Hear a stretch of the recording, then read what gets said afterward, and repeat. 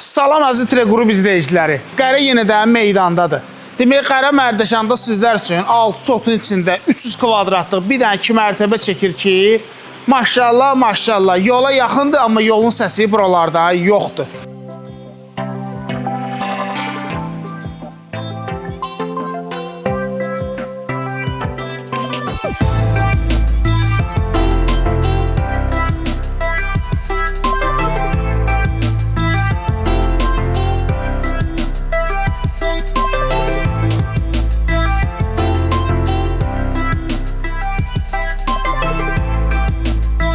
Buranın hava-havasına söz ala bilməz. Çünki bunun qonşuluğunda sanatoriya var.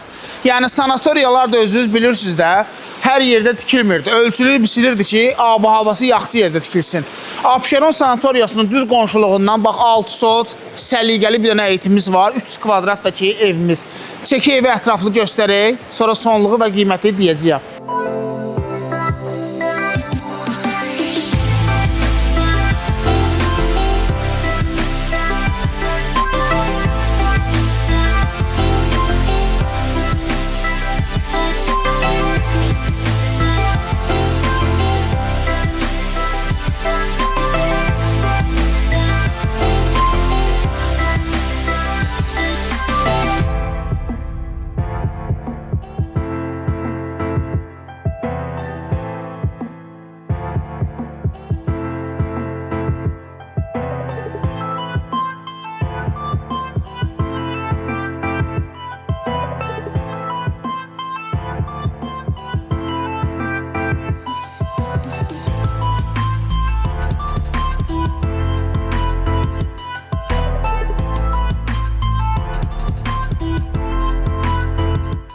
Üç yataq otağı, 4 sanuzel. Məncə kifayət qədər otaq sahibiniz var.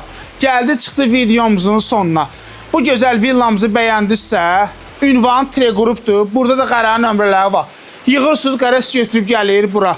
Allah alnı sana da xeyir versin. Start qiymətimiz də 750 min manatdır. Görüşərik dostlar.